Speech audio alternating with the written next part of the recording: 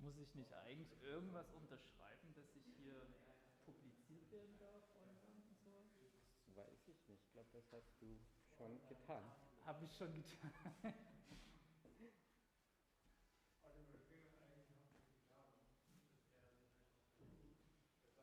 Ah.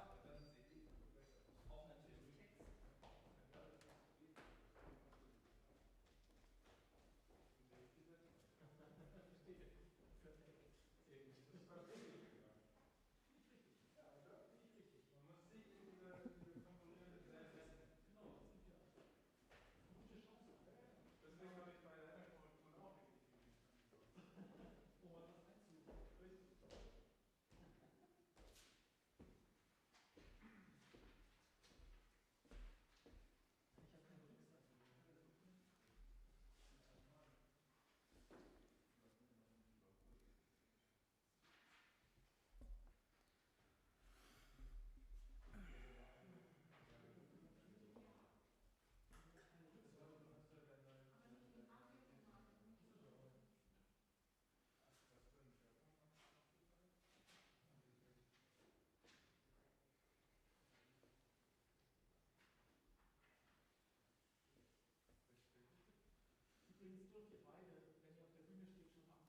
Ah ja, das ist eine gute Idee. Sehr angenehm. Das macht es leichter.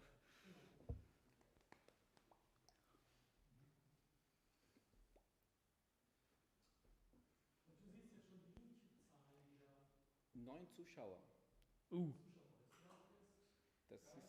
Das ist wie Woodstock. Kannst du die auch locaten, so die IP-Adressen abrufen? Nee, das kann ich nicht. Schade. Das wäre mal interessant, aber ich wette, eins ist Jonga, meine Freunde. Und ich habe Juan Petoruti, habe ich auch gesagt, dass er gucken kann. Ich habe ihm den Link geschickt. Hat gesagt, er will es versuchen. Okay. Aber bei dem ist ja, glaube ich, jetzt früh, ne? Es ist um 7 oder sowas. Ja, sowas, aber noch nicht so früh. Ja, die Kinder sind bestimmt schon wach. Eben.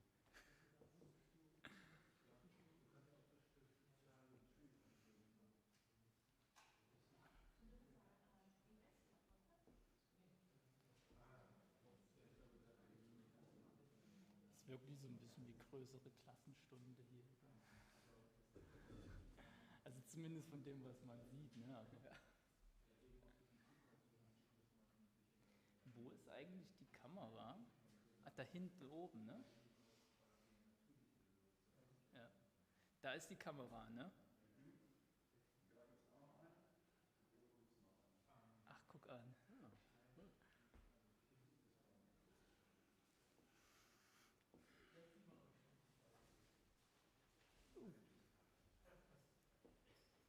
Was ist das denn für eine Larve?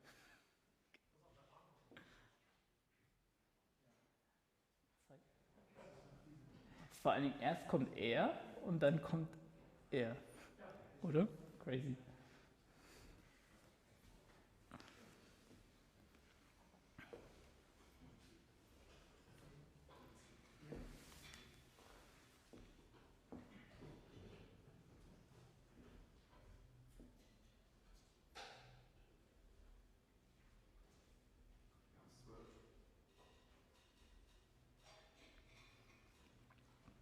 So, wir starten.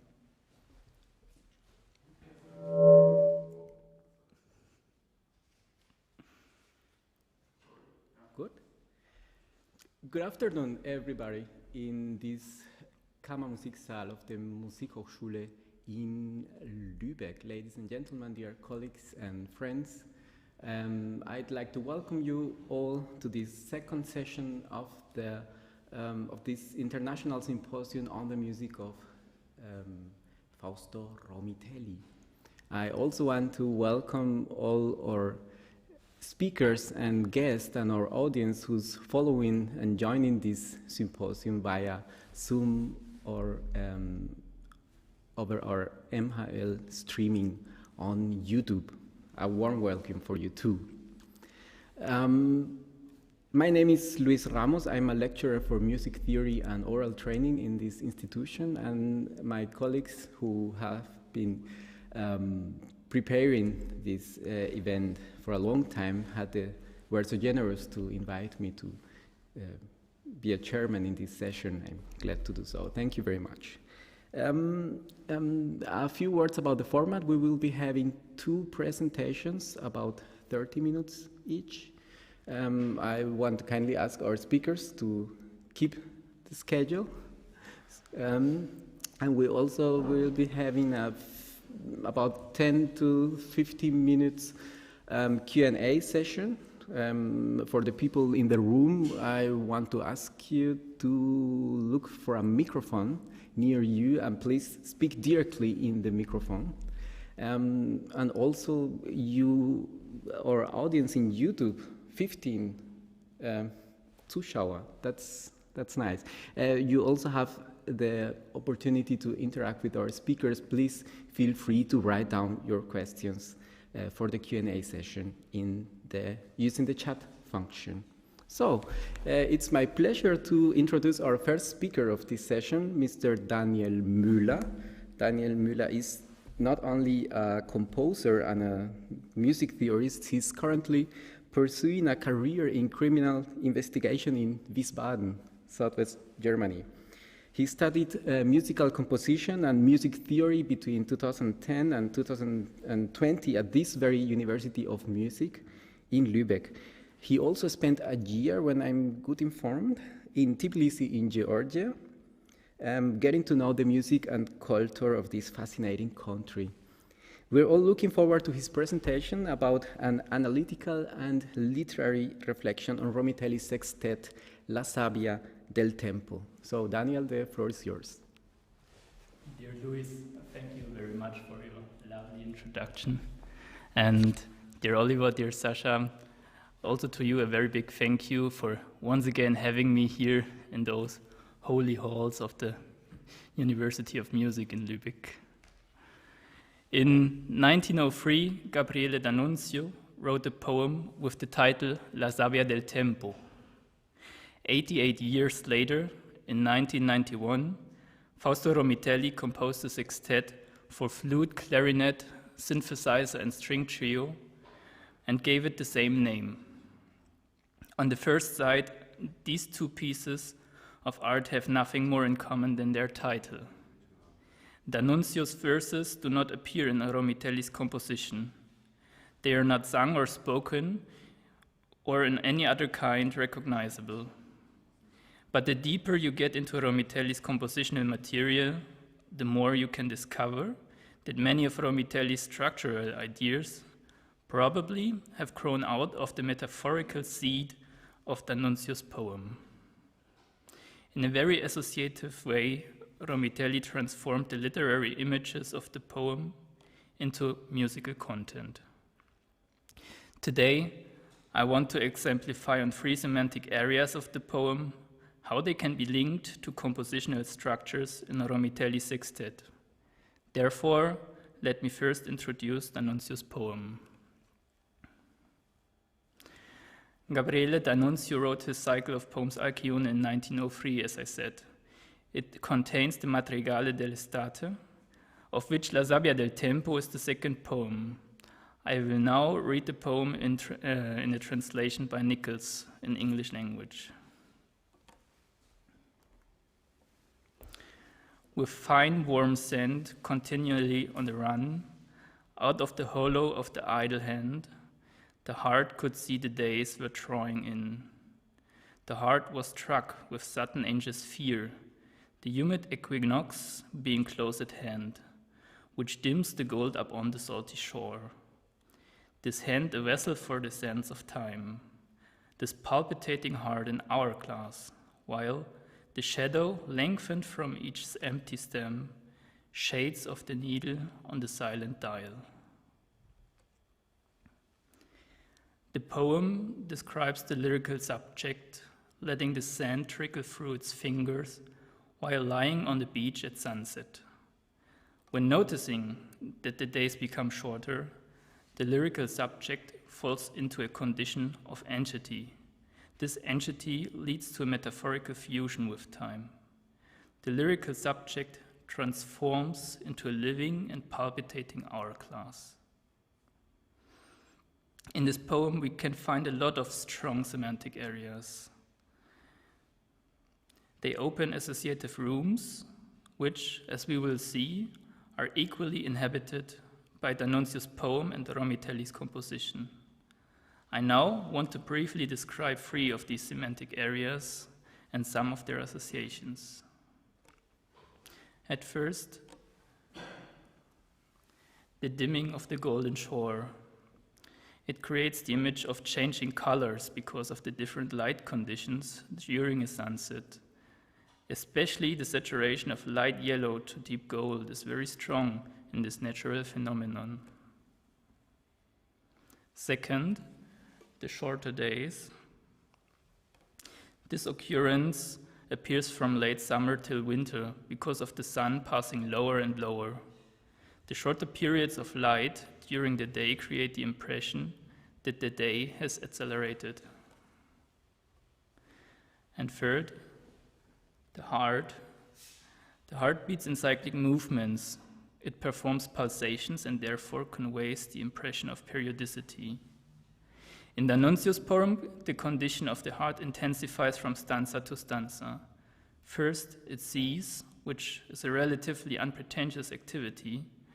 Second, it is stuck with fear, which is already a huge change. And third, it palpitates, which probably is the toughest form of movement for a heart one can imagine.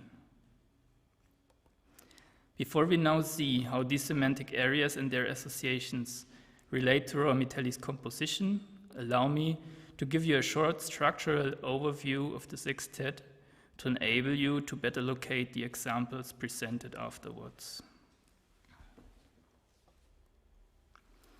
On a macro level, the piece can be divided in 3 parts, A, B, and C. Beside their textural differences, they differ especially in their harmonic structure. A, one chord which is successively built up. B, basically 2 groups of chords which change in different periods of length and dynamics. And C, one harmonic field of 13 chords which runs through 3 times, each time more interrupted by inserts. The parts A and B can be subdivided again in A1, A2, B1, B1.1, B2, B3, deviation of B1, deviation of B1.1, and B3.1. To begin, let us focus on the first semantic area, the dimming of the golden shore. To sharpen this image a bit, I will take advantage of modern technology possibilities and show you a sunset in time-lapse.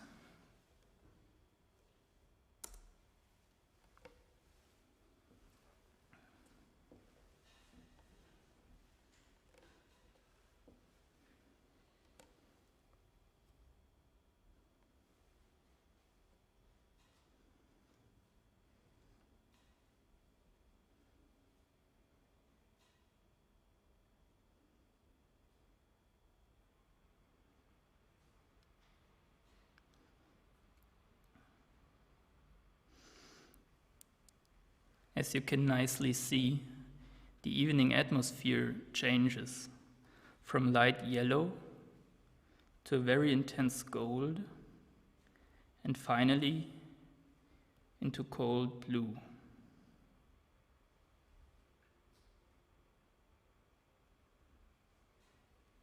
The gold first saturates until it finally disappears.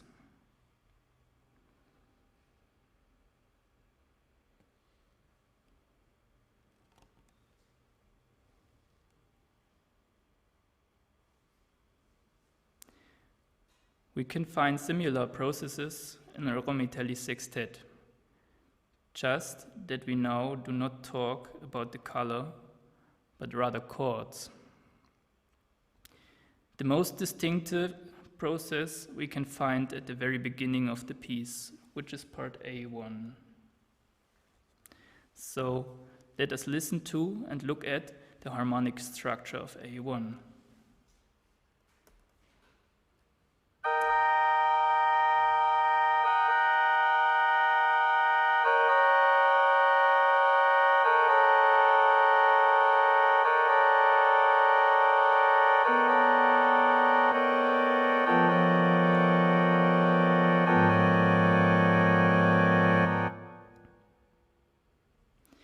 In the proportions of the Fibonacci row, which is 13, 8, 5, 3, 2, 1 bars, the initial E-flat major chord is complemented or saturated with additional notes. First G-flat, then D-flat, followed by A, D, B, and F.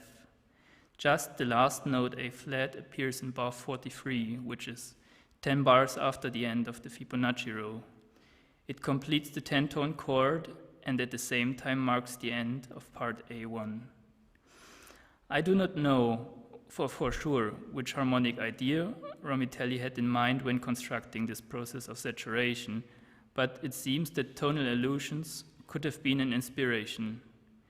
In that case, G-flat could be the minor third of the initial E-flat major chord. D-flat would be the 7th overtone, of course in an equal temperament, and A would be the 11th overtone. Until now, the affiliation to E-flat major remains. In our analogy to the golden beach, the gold would still be recognizable as gold, just more saturated. The last four notes, D, B, F, and A-flat, form a fully diminished 7th chord, and finally remove the affiliation to E-flat major. In our analogy, that would correspond to the dimming into blue. This harmonic progression appears exactly like that in the synthesizer, which, according to Romitelli, should produce a sine tone-like sound. Hence, the synthesizer can be understood more as a sound continuum in a background. Now, let us check the other instruments, which are likely to be more in the foreground. As we can see in the beginning of the piece, except for the glissandi and a few deep air notes, which are marked in yellow, the other 5 instruments exactly double the pitches of the synthesizer, which are marked in blue. You could also say the special sound characteristics of the acoustic instruments color the sine tone sound of the synthesizer. But not only wind and string instruments color the synthesizer. Due to their close instrumentational connection, the voices of the acoustic instruments also saturate and embellish with the stepwise enrichment of the initial E-flat major chord in the synthesizer. We can easily see that in the voices of the string instruments. Their rhythmical layers repeat permutated every 13 bars. Here, we see 3 excerpts of one rhythmical layer which appears first in the violin, then in the viola, and afterwards in the violin again. Except for bar 33, the glissandi stay, almost like acoustic signals, always the same. What changes is the number of different tones which are to be played, so that the voice is getting more and more complex with every iteration. In the first passage, there are just 2 tones, E-flat and G. In the second, F-sharp, respectively G-flat, and later also C-sharp, respectively D-flat are added. And in the third and last passage, the voice covers 7 different tones, E-flat, G, G-flat, D-flat, A, B, and D. To conclude, we can say that the harmonic saturation on the one hand and the close instrumentational connection on the other hand cause an interesting interaction. Not only do wind and string instruments color the sine tone sound of the synthesizer, but also do their voices saturate and embellish because of additional notes given from the synthesizer. This close instrumentational connection remains until part C, which of course leads to similar progressions like the one recently explained. But as they appear less pronounced and extensive, I want to finish this example now by listening to the entire part A1, which will take about 3 minutes.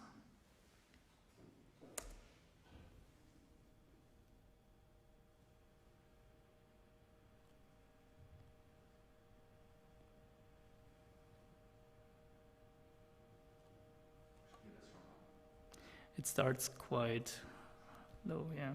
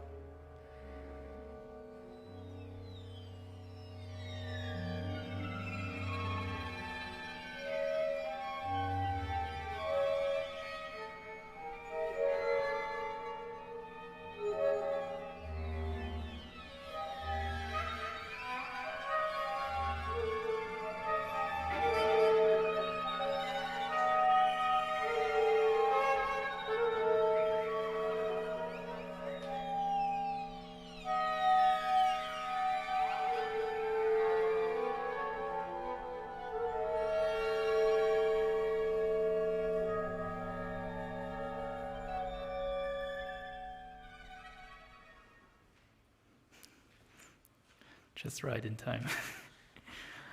Okay, our second semantic area, the shorter days, I associated with acceleration. By analyzing sun path charts, this becomes clear. As an example, I brought the sun path chart of the city Kiel. As you can see, the sun rises the highest on June 21st, and therefore needs the longest way over the horizon. It is visible for more than 15 hours. Moving on towards winter, the paths become lower and shorter and reach their minimum on December 21st. Now, the sun is only visible for around 7 hours. The shorter period of sunlight leads to the impression that the sun goes faster or the days become shorter. In music, there are many possibilities to generate acceleration or shortening. In his sextet, Romitelli uses a relatively broad variety of those possibilities, on a micro as well as on a macro level. I want to present you two of them and want to start on the micro level with a texture that is structured by an artificially composed accelerando. In the first half of part B 3.1, the rhythmical values in all voices, except for the synthesizer, are systematically shortened in an almost mechanical manner. In the score, you can see the rhythmical values of the voices counted in quarter notes. Because the synthesizer just plays a very long glissando here, its voice is left out for a better readability. The length of all first notes is 9 quarters, except for the clarinet, which starts an 8 note longer. The next notes are rhythmically shortened by 2 quarters each, but after the 4th note, this process becomes irregular. The deviations are individual to each voice until they meet again at the value of 1/4. When we now listen to this... I'm very sorry to interrupt. Sorry. We seem to be having a technical problem with the presentation because... You changed it? But it didn't change here. Thomas, wir haben Okay. ein Problem mit deinem Rechner, der hier steht, über den die Netzwerkpräsentation läuft. Irgendwie scheint er nicht so ganz in Sync zu sein. So when I explained this, you couldn't see it, right? Right. Should I just explain it once again? Yes, please. Okay. Okay. So in the score here, you can see the rhythmical values of the voices counted in quarter notes. Because the synthesizer just plays a very long glissando here, I left it out for a better readability. The length of all first notes is 9/4, as you can see, except for the clarinet, which starts an 8 note longer. The next notes are rhythmically shortened by 2/4 each, but after the 4th note, this process becomes irregular. The deviations are individual to each voice until they meet again at the value of 1/4. So, when we now listen to this texture, pay attention to the hardly audible attacks in each instrument, as if they initially try to hide the artificially composed accelerando.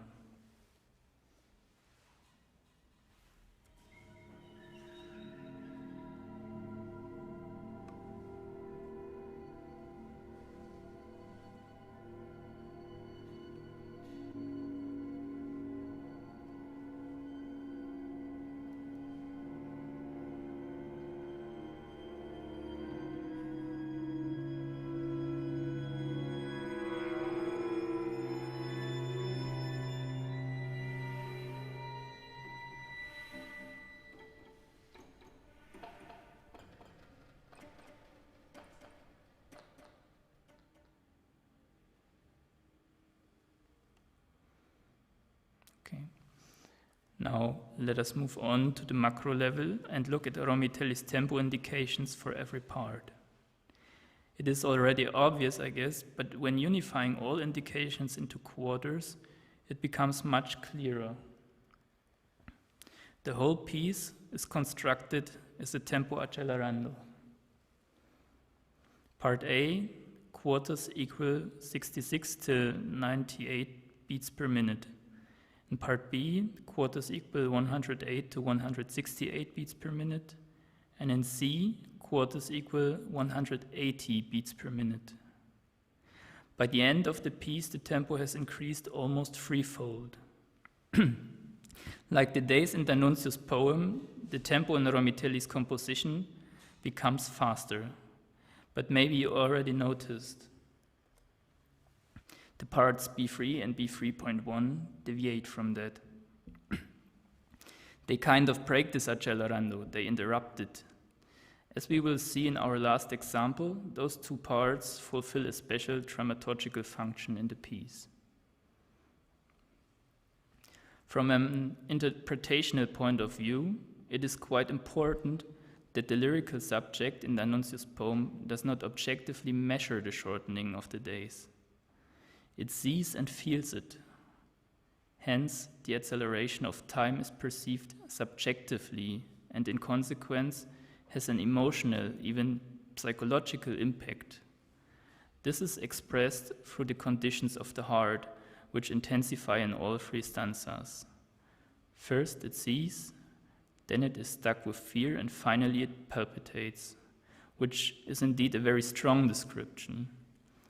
Romitelli's big accelerando can also be understood from those three conditions of the heart, as those tempo indications correlate quite well with the beat rates of a human heart. While seeing, you are probably relatively relaxed, so quarters here equal from 66 to 98. When being stuck with fear, you're already more moved innerly, let's say. So quarters equal 108 to 168. And in part C, when the heart palpitates, quarters equal 180. To a certain degree, those conditions might also transfer to the physical condition of the musicians, maybe even to that of the audience. Now we have already arrived at the third and last semantic area, the heart. Its contraction and relaxation proceed cyclic. It pulses in more or less regular periods of time. In his book Zeit, which in English is Time, philosopher Rüdiger Safranski shows that irregular events only become recognizable as such if they appear in relation to regular events, serving as a scale for comparison. Subsequently, phenomena like duration or points in time can only be determined if they are related to an independent measure with regular units, like, for example, heartbeats, day and night, or an hourglass. In music, this is realized by the relation of meter and rhythm. In the past, we can find many composers who attempted to disguise the meter by irregular rhythmic accentuations. More seldom, the rhythmical structure was adjusted to the meter, so that they fall into one and in the same, or at least appear to be identical. In part B3 and B3.1, which I already mentioned as being special, this is exactly what happens. Let us take a look at part B3. After 4 chords in fortissimo, suddenly appears, alongside 2 sustained notes, a calm and very regular pulsing F sharp in the synthesizer, which here is marked in red. After intense and busy moments in the piece, the listener's whole attention is now focused on this very simple and regular sound, which, in a way, is measuring the time. An instant later, the bass clarinet joins in a proportion of 3 to 2, which here is marked in yellow. With the poem in mind, it's not unlikely that now, at least vaguely, the association of a calm heartbeat arises. Let us find out by listening to this special moment.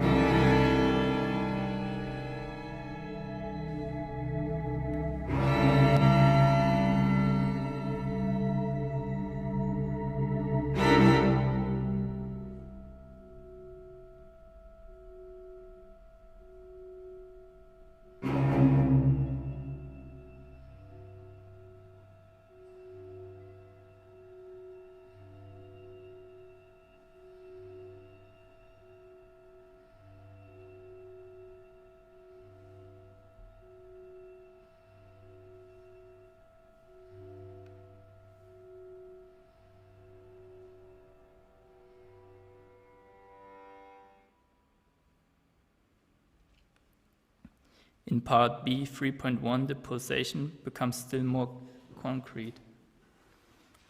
I already talked about the artificially composed accelerando, which finally leads to the repetition of quarter notes. With that repetition ties in a very quiet and regular pulsation again. But this time, the sound does not come from the synthesizer. It is purer. Romitelli has reduced the musical parameters even more and now uses the time measuring gadget for music, the metronome, which is marked in red. Again, the listeners are forced to pay their attention to the very regular pulsation, the counting of time that now has become music. In part B, 3.12, the clarinet and later the flute also complement the pulsation, which here is marked in yellow. This time with the proportion of 1:1 but syncopated, which leads less to the association of heartbeats than to that of a ticking clock. The tempo of quarters equals 60, which means exactly 1 beat per second, seems to even intensify this impression. Now let us listen to the entire part B 3.1.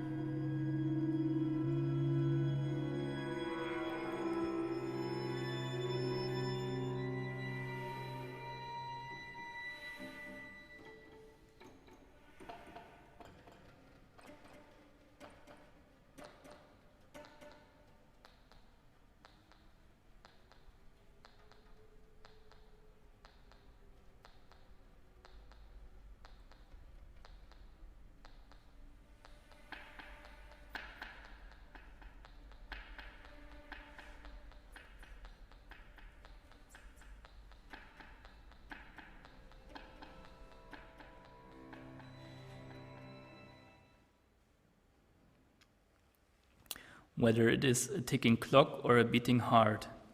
Romitelli's focus on regular pulsation in these two parts puts our focus, like the metaphors in D'Annunzio's poem, on the division, the measurement, and finally also the perishability of time.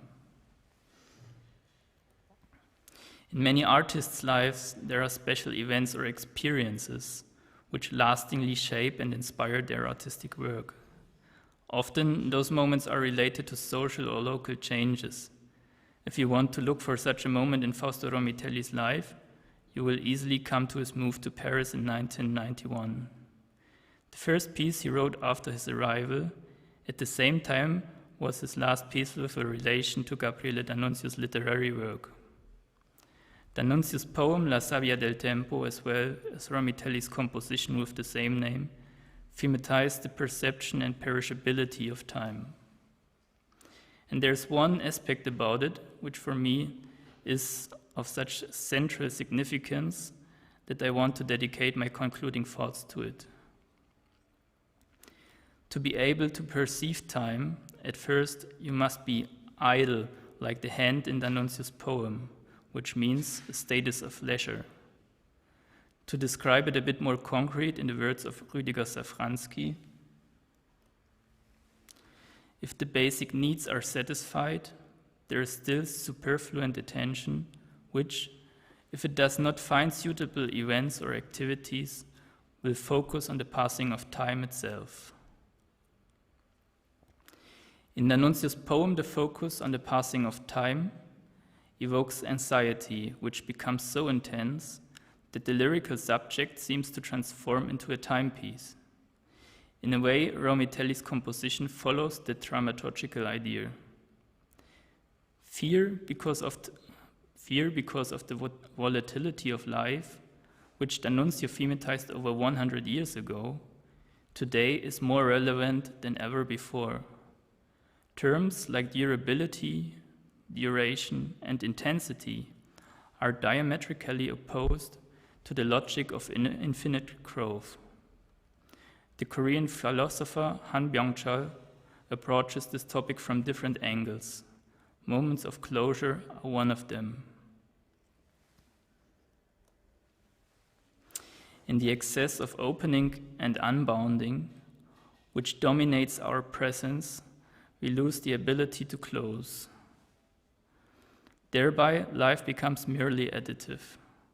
The precondition of dying is to separately close with life.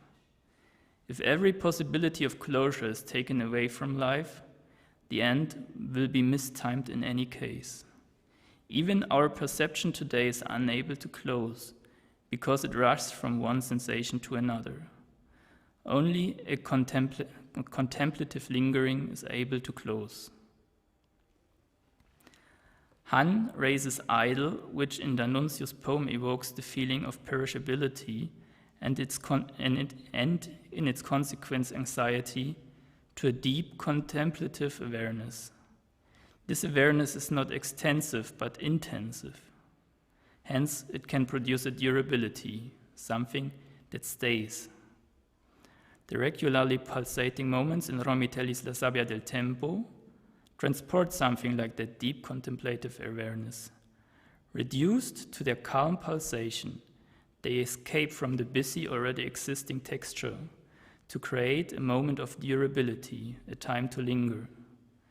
Maybe for Romitelli, the sextet can be understood like that, as a moment of closure, a moment to linger, to afterwards begin with something new in a new place. In our fast-moving time, this might serve as a model, to rediscover this intensified form of leisure, to raise it to a level of deep contemplative awareness, to find a moment of durability in it, and ultimately to use it as a source to create art. Like Hans-Georg Gadamer said, that there be something durable in a hesitating while, that is art today, art yesterday, and always was. Thank you for your attention.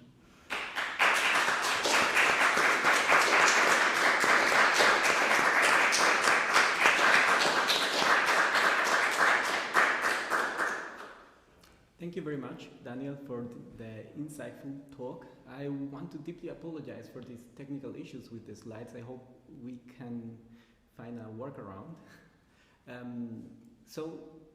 But now we have a couple of minutes for a Q&A session, so please feel free to ask your questions.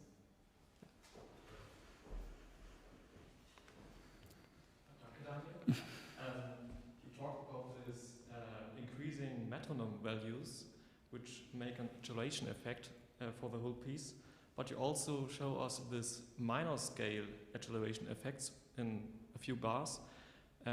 So my question is, could you hear that you have this major scale acceleration over the whole piece, or are you hearing more and more small accelerations?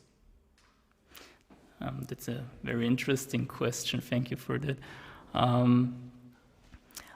I would say, if listening to the whole piece, this big acceleration is more a structural idea.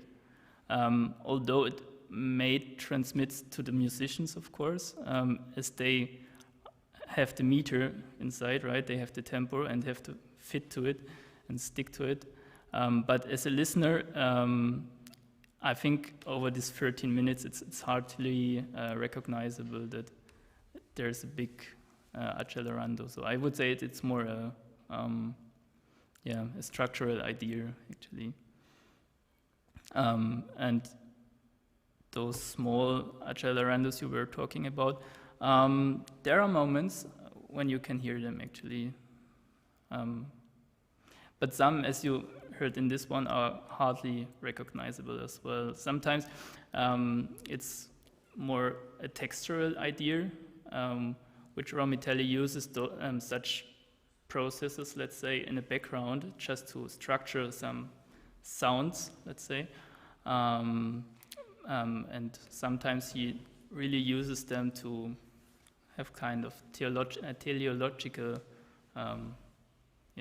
movement. Thanks. If it is possible, I don't know, because I don't see the play. Can I say something? Excuse me. But it was just to add some semantic suggestion, just to note. Thank you. It was very fascinating, your communication, and I am fascinated by the capacity of Romitelli to crystallize multiple references and even multiple quotation in one perfectly imaginative and ambiguous title. This title, La sabbia del tempo, yes, is the reference to D'Annunzio. I think you have tried to show the importance of the poem. In a general view is this idea of a panic view of nature. I think that Fausto was really fascinated by this idea, and so by the panic poetry, so the Baroque poetry, but also the decadence by D'Annunzio, Hofmannsthal, a poem based on the you could say the aesthetic amplification of sensation, a poem that opens via the sensation a sort of crack in time, an instant in which time becomes immobile and puts us in contact with the universe. So a panic experience. That was something that for him was very important. But I wanted just to add another suggestion, the reference to a piece by Tristan Murray. I don't know if you if you said that, but you know, there is a piece, Sand, Sable, for orchestra, where the idea is something similar to what Romitelli does. This idea of changing with a movement, progressive movement in density, where the notes are not so important in themselves, are just like the grain of sand, and we only hear the evolution that result from their presence. That I think is an implicit reference also to this piece by Murray. He was fascinated by the composer of the Itinéraire, and especially in this period. It was just to add this suggestion. Thank you.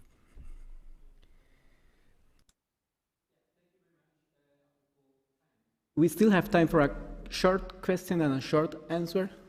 Please. I will try to.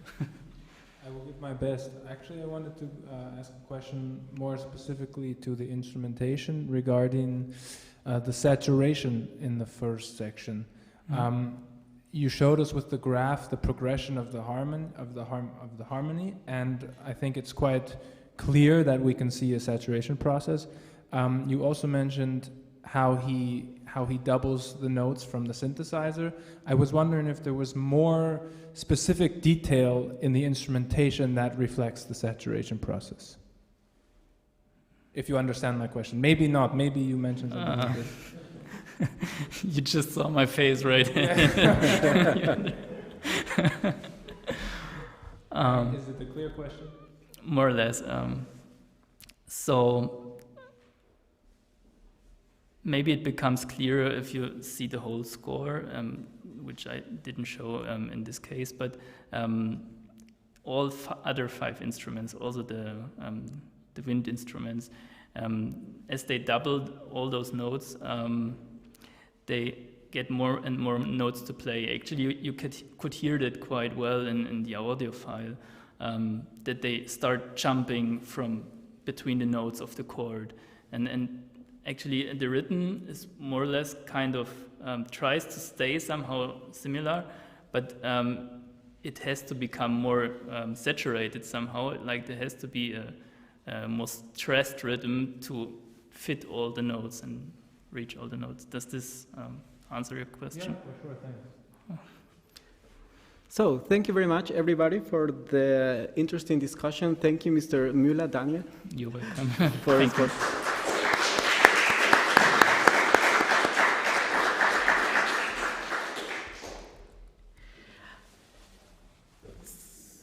So, I'd like to go into our next talk of this session. I'd like to greet our next speaker, Mr. Simone Aventi, who's joining this symposium via Zoom conference. Mr. Beneventi, how's the connection? Can you hear us well? It's good. Thank you. Thank you, Luis, for your introduction. Yeah. That's great. You hear me? Here comes the introduction. Okay. Glad to hear that, Mr. Beneventi. Mr. Beneventi is a percussionist and professor of percussion at the Istituto Musicale Achille Peri in Reggio, Emilia, as well as at the Conservatorio Musicale Luigi Canepa in Sassari. Mr. Beneventi's concert activities are committed to drawing attention to the music of the 20th and 21st centuries. He'll be sharing with us his experiences in reconstructing the unedited score for the percussion solo Golfi d'Ombra. Since he was able to work with Fausto Romitelli in person, I'm sure we're all very looking forward to hearing about that. Mr. Beneventi, when you're ready, please feel free to begin. Yeah. Thank you very much. And thank you all for having me with you for this weekend full of culture and music. As a performer in that period, I missed really a lot being not there with you, especially on stage for the concert. So good luck for all of the musicians there. And yeah, my first contact with the music of Romitelli and with Romitelli himself was in 2014, and I was 22. With Ensemble Icarus from Reggio Emilia, we toured Professor Betrip, the full triptych, under the direction of Maestro Giorgio Bernasconi. The first concert took place the 8th of March 2004 in Brussels at Ars Musica Festival, with Fausto Romitelli himself at the mixer. And that was the only time I had the chance to meet, to work, and speak with him. It was the beginning of a new season for my musical life, but at the same time was the last spring of Fausto, who died right at the beginning of the summer on 27th June of 2004 in Milano. Later in autumn, we performed Professor Betrip in several European festivals. And it was during one of those events, the 7th of November in Lugano, that the conductor Giorgio Bernasconi informed me of the existence of an unedited composition by Fausto for solo percussion. Thanks to Valentina Romitelli, sister of Fausto, a few months later, I had a copy of it in my hand. But it took me 5 years more until 2010 to realize such a treasure I had in my library and finally start to study and research on it. So in '93, Fausto Romitelli wrote, without ever publishing, his unique work for solo percussion, Golfi d'Ombra, as a tribute to one of his friends and masters, Hugues Dufour. The work is to all effects finished. It's formally complete, but the accuracy of the writing is contradicted by the lack of dynamics and instrumentation. What instruments Romitelli had in mind? How should the instruments be set in the 4 staves? With what logic should the instruments be organized in the space? Thanks to the discovery of different sources, I could recover many missing elements and propose finally a reconstructed version now published by Ricordi.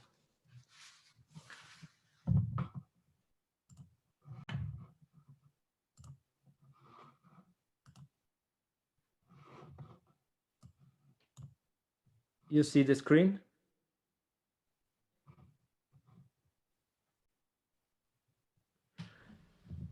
So the background of the composition. At the beginning of the 90s, the percussionist Thierry Mirogliot commissioned to several composers, including Fausto Romitelli, some new pieces for solo percussion. He proposed a particular set characterized by the preponderant use of metal percussion with a determinate pitch. Some of the results include Plus Autre by Hugues Dufour, which had its world premiere in August '90 at the Musica Nova Festival of São Paulo in Brazil, and Etude à Percu by Betsy Jolet, which had its world premiere in the spring of 1992 at the Macerata Festival in Italy. Romitelli, who at that time was working at IRCAM as a researcher, accepted Miroglio's proposal and wrote the piece called Golfi d'Ombra, as an allusion to Rimbaud's famous sonnet Voyelles. The piece was first performed on 31st October '93 in Genève in the Salle Patino with Mirogliot at the percussion, as part of a Centre International de Percussion initiative. Still in 1993, in collaboration with the Itinéraire and for Nuove Sincronie, an association of young Italian composers, of which he was one of the founding members, as homage to Hugues Dufour, Romitelli organized a concert based on a series of pieces for solo percussion, with Plus Autre at the center.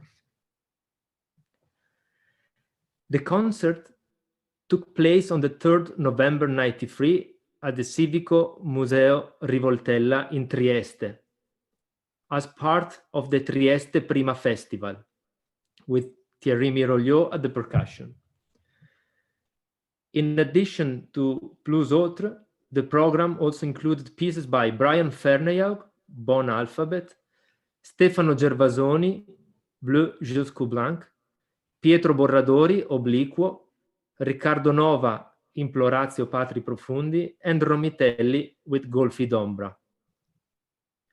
With the exception of those by Ferneyaug and Nova, all the pieces were Italian premiere.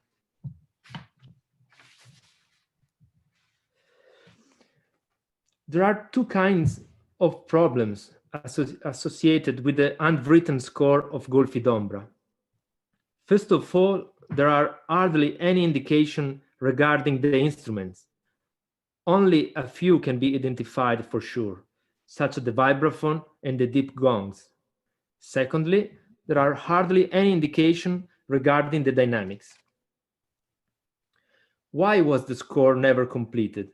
It is likely that Romitelli wanted to improve several aspects of the instrumentation after it had actually been performed, an habit that he also had to a certain extent in later compositions.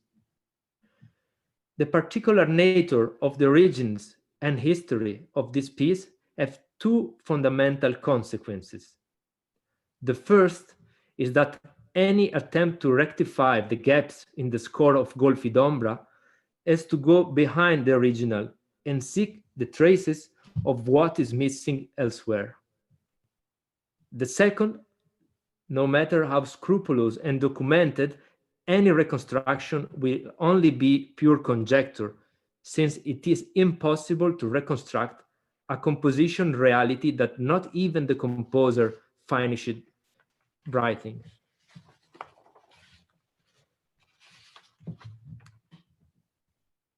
The study of the documentation went hand in hand with a comparison of indirect references that were invaluable in putting forward a reconstructional hypothesis. The testimony of the performer, Thierry Miroglio, and the composers of Nuove Sincronie who attended the Trieste concert, Pietro Borradori, Stefano Gervasoni, and Riccardo Nova, were taken into consideration, in addition to the personal memories of the composer and musicologist Pierpaolo Zurlo and the musicologist Alessandro Arbo, who also attended the Trieste concert. Hugues Dufour, with whom Romitelli was friend in Paris at the beginning of the 90s, was also consulted. The study of the sources was carried out with continuous reference to the technical stylistic description of Romitelli's document, in particular with a comparison of the percussion parts belonging to the other pieces from the 1996 period in particular, Mediterraneo, L'Azur de Désert, 92-93, Acid Dreams and Spanish Queens, 94, Entrance, 95, Cupio di Solvi, 96. And then later, Professor Betrip, Amo Coma, and of course, Chorus for 6 percussionists. About instrumentation, Romitelli arranged the instruments using a system of 4 staves. The first staff from the top is for the instrument with an indeterminate sound. The other 3 for instruments with a determinate pitch. In particular, the third staff is for the vibraphone, as can be seen in the indication in bar 4. Power on, vibrato lento in Italian. This arrangement basically corresponds to the one in the notes kept by Miroglio. A comparison with the handwritten score reveals the following. Staff 1. The 3 tam-tams, deep, middle, high, are not used, and the other 3 instruments are noted on different lines. Staff 2. The notes combine several instruments, 4 tai gongs, 7 gongs, 3 rins, 2 chinoise cymbalettes. About the 7 gongs. The generic note gongs lead one to presume that Romitelli is referring to the gong set that Miroglio was using during the period in which Romitelli was commissioned with the piece. In all likelihood, the very one used by Dufour in Plus Autres. In other words, gong chinoise F sharp 5, gong paiste D sharp 5, tai gong G4, gong Philippine F sharp 4, gong Cullington D sharp 4, gong ritual coréen C4. Romitelli added an A4 and G5. The later is not included in the notes, and it's only used once at bar 69 of the piece. Miroglio probably did not have an instrument able to produce it, and in his own copy of the score, he assigned it to the vibraphone. The free rings. In the score, only two of the free rings draft in the notes are used. The higher ring, the C#6, is not used, but these free rings are also present in the plus ultra setup. The 4 opera gongs, written in pen by Miroglio on the note sheet as gong gliss, these traditional instruments, which are able to create a glissando when beaten, are unique and thus unequivocal. Of the 4 opera gongs used, 3 produce an ascending glissando, respectively the E5, F5, and G5, and a descending glissando to F4. Both in the notes and in the score, Romitelli combines the starting and final note in a ligature to emphasize how the glissando is produced by a single percussion gesture. 2 cymbalettes chinoises also appear in the notes, later deleted by Miroglio and replaced by a vibraphone. In fact, through the piece, these pitches are given to the vibraphone. On the staff 3, the handwritten notes in the first bar leave no room for doubt. Power on, vibrato lento. So all the instruments always vibrating. Therefore, vibraphone with motor and probably some system to block the pedal in order to let all the bar ringing all the time. The pitches used, all belonging to the standard register of the 3-octave vibraphone, allow us to integrate without doubt the treble clef at the beginning of the stave. Staff 4 combines 2 bell plates and 4 cowbells. The latter also appear in Betsy Jolet's set of Etude à percu, while the deeper bell plate is also used by Dufour in plus ultra. With the help of the notes Thierry Miroglio preserved, the circumstances of the instrument attribution appear relatively clear. On the basis of both these and the few technical indications in the score, such as, for example, those at the beginning of the piece, the reconstruction of the set and the arrangement of the instruments may be reconstructed. It is, however, equally clear that for some significant reason, Romitelli was dissatisfied with the result obtained, so that he decided not to define the instruments and complete the score.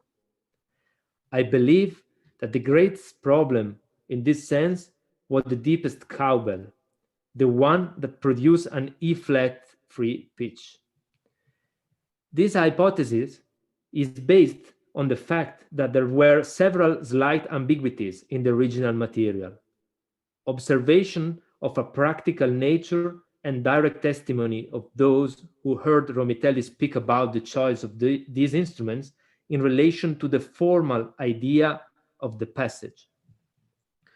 The ambiguities.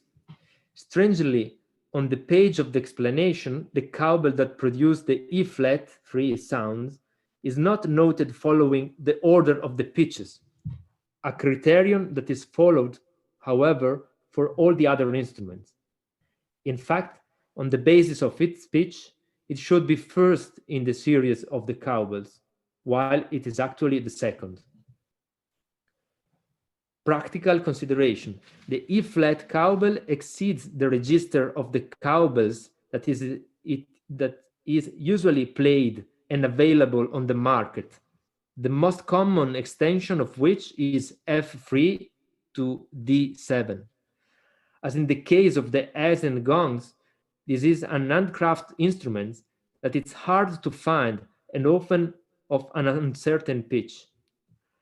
Although interest in this particular instrument, it is not unlikely that Romitelli was worried it would hinder the circulation of the piece and, above all, compromise the balance of the relationship between the pitches, a parameter he paid particular attention to, as can be seen, for example, in the precision with which the pitch of the opera gongs was noted.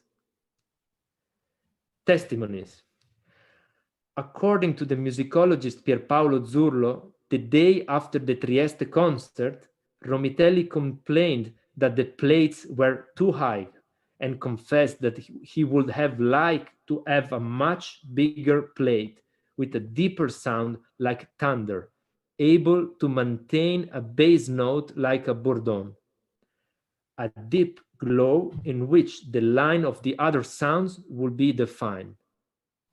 Reconstruction on documentation alone would therefore neglect the sound dimension.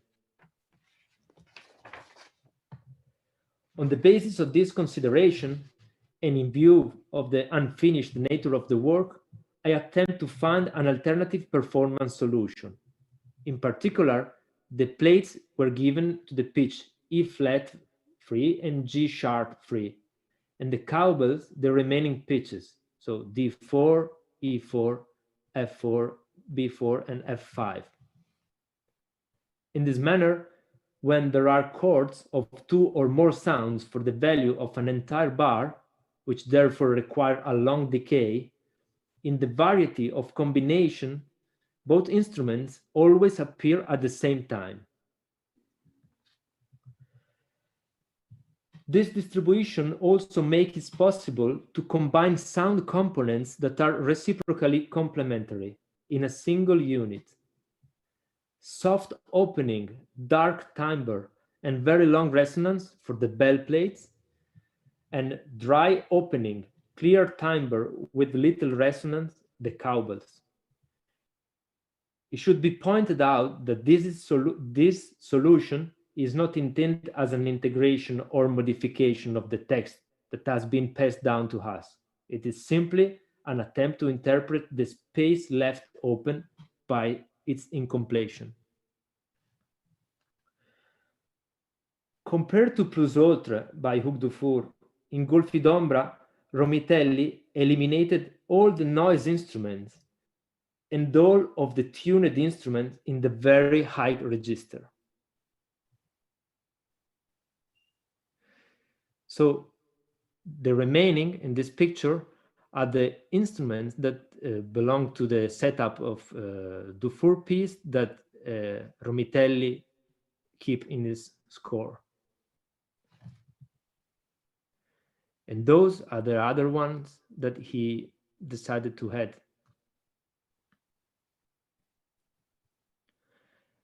And comparing with Betsy Jolet Etude à Percu that has this setup, just the vibraphone, and actually 5 cowbells, again with a really low cowbell that probably Thierry had, using again the same cowbell in his setup. Romitelli only added those few instruments for his Golfi d'Ombra score. So the 4 low tie gongs, the 2 very high tie gongs, so for opening the register of the instrument, probably needed to go more deeper and more high at the same time. 3 opera gongs that are really particular for the sound of this piece, another Chinese cymbal, and a little cowbell. At the end, as I set up the instrument for my performance, that is the setup for Romitelli Golfi d'Ombra. And this is a setup where I put together both setup, the Plus Ultra by Dufour and Golfi d'Ombra, in order to perform both pieces in once.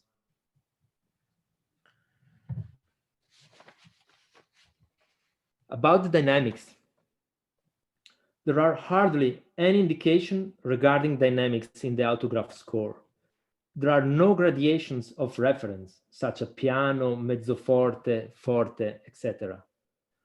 Although there are several indications of crescendo and diminuendo in relation to all the events that involve a sound to be sustained with mallets after the beginning.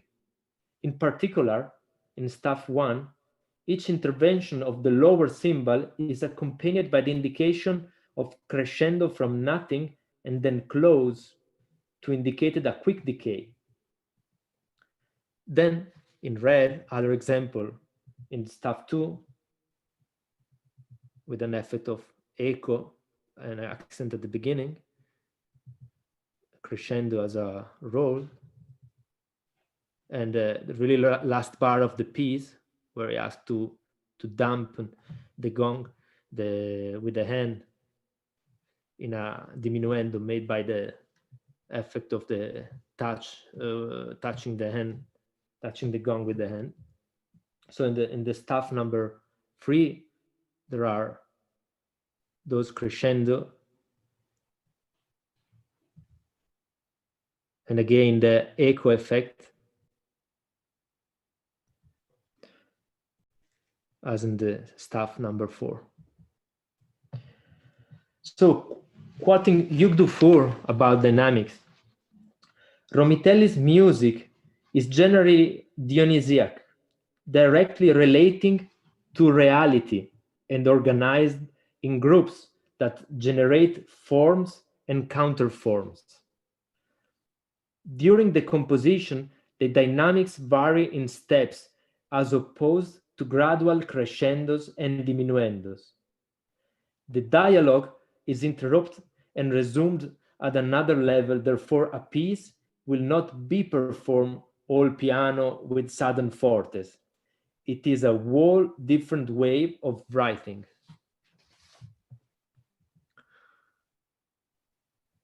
Let's present now the new score edited by Ricordi on 2012. Here in the score, all the other new indications are my additions. These additions were made taking into consideration the pre-existing indications and technical acoustical characteristics of the instruments and stylistic formal facts. Particularly thanks goes to Hugues Dufour for his numerous invaluable suggestions in this regard, while taking into consideration the rare recording of Trieste concert. Nevertheless, this version remains an interpretative hypothesis that doesn't no intent go behind the limits of conjecture. It should be understood as such.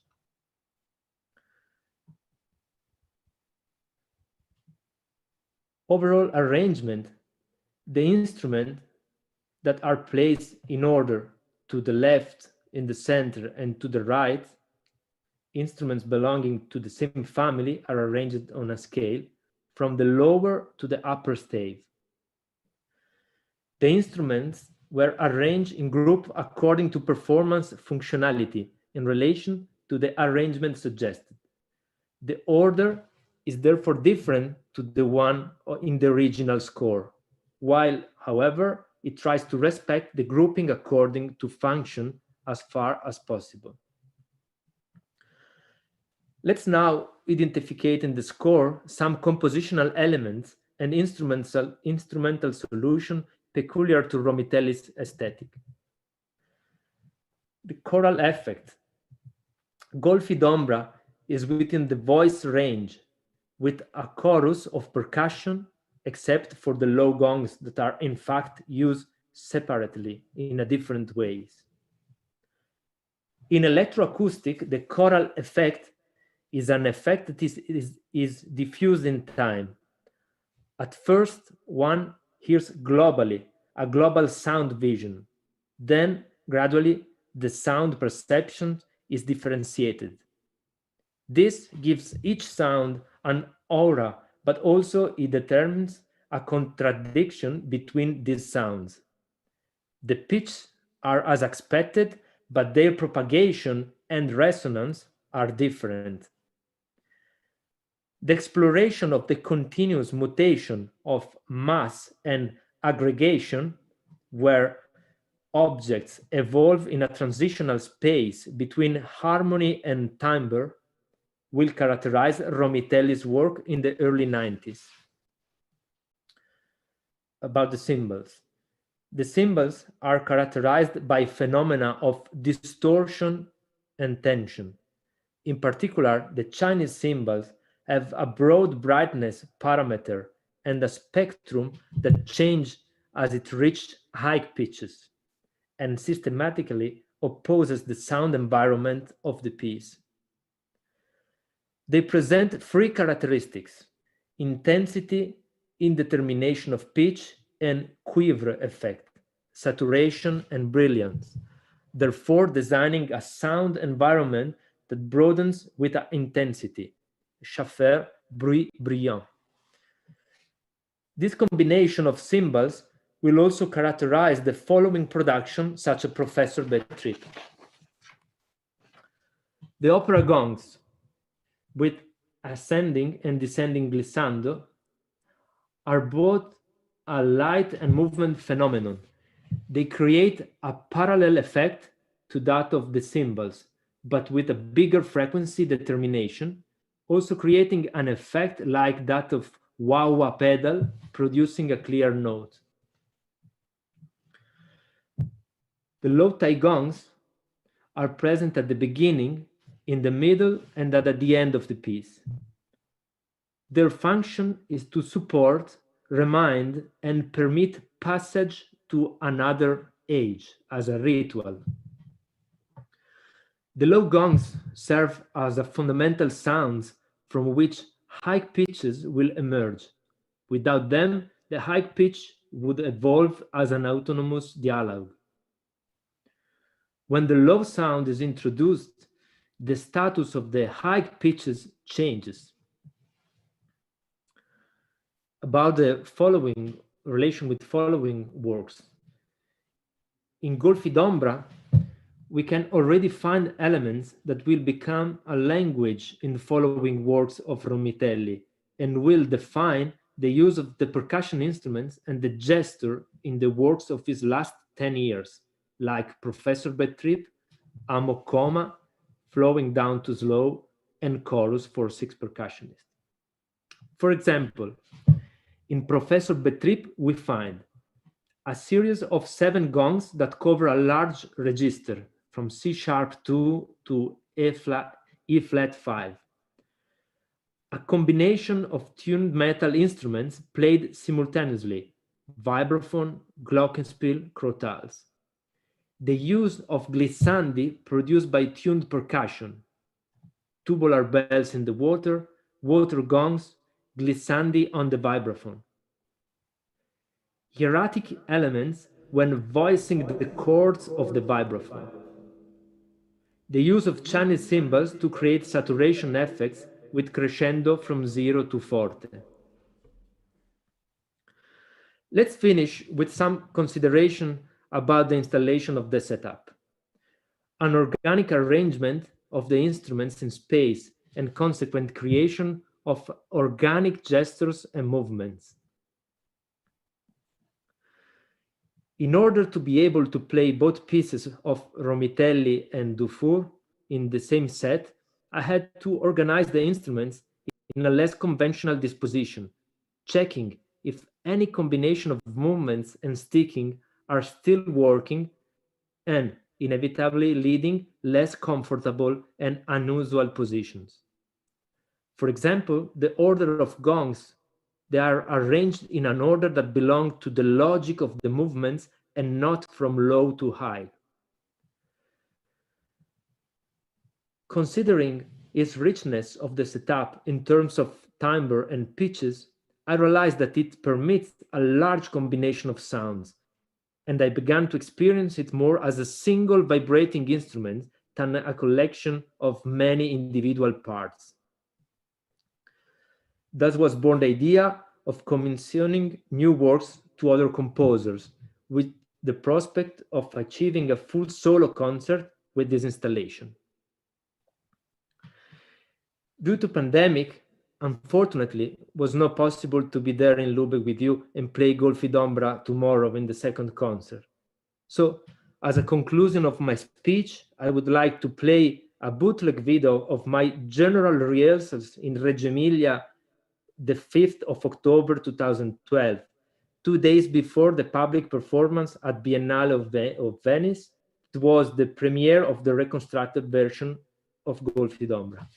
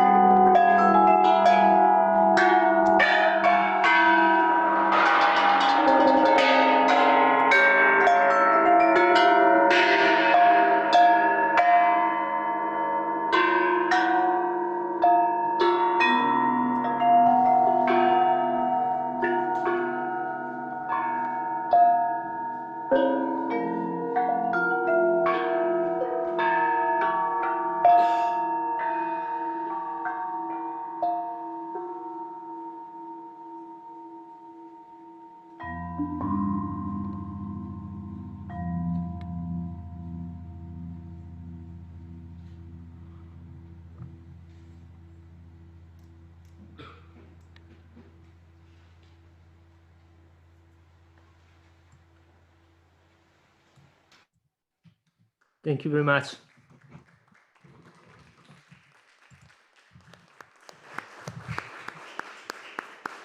Thank you for your attention. Thank you.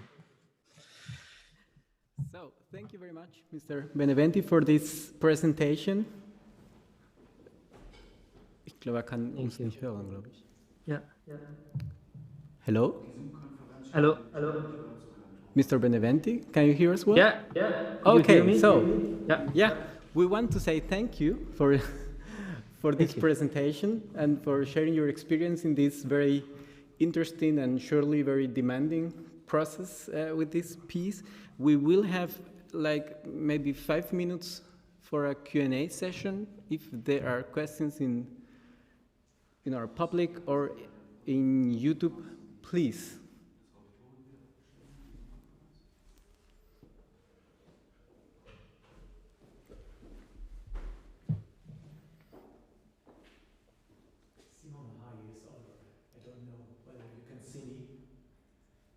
Or hear me? I can hear you. Yeah, well, hello? Do you hear me now? Can you hear me? But Simone doesn't. Hello? Hello, Simone? Simone? Yeah. Yes? Okay.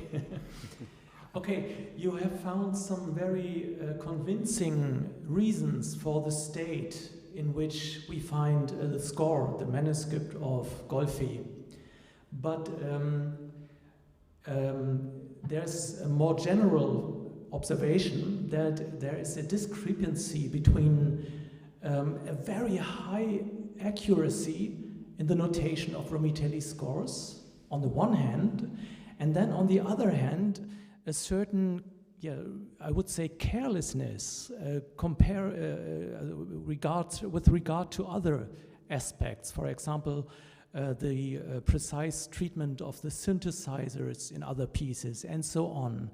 And this is very irritating to me, that there's a high accuracy on the one side, and then he leaves his scores in a way that makes it difficult to perform.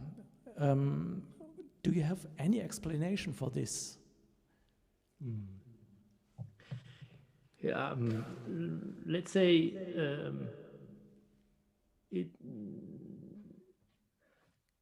after reading, studying, and teaching to students on different pieces for setup, so percussion music with a lot of instruments, there is an aspect, and I think it could be useful to answer to your question, that every time the composer is also composing the instrument. So it's very rare, a part of, solo pieces or marimba solo, vibraphone solo, that composer knows everything about the instrument before writing, because when you create a setup, then you create a new instrument, and it takes time to explore, to learn all the possibilities. So from the desk, from the paper to the performance, there are a lot of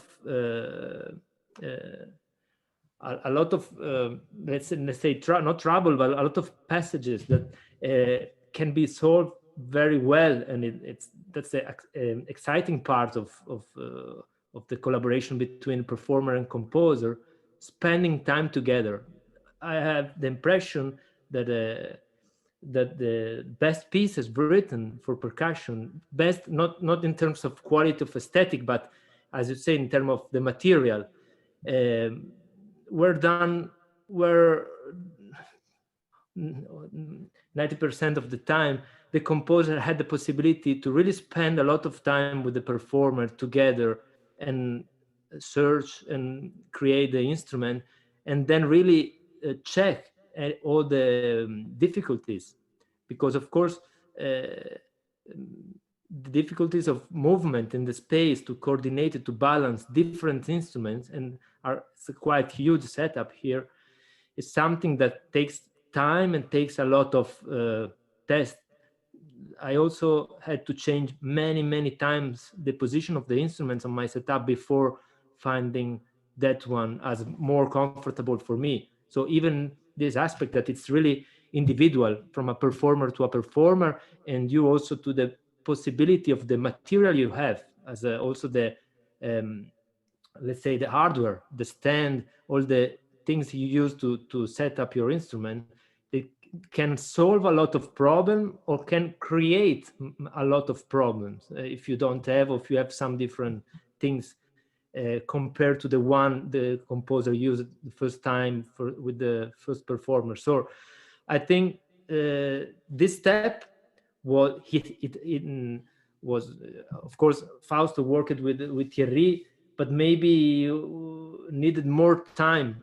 It's a long process, and sometimes it's really long process before both performer and composer are happy with the result. Thank you.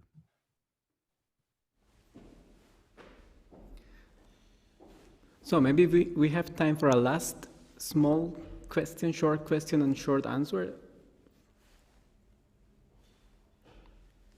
I can say something. It may be to answer to the previous question.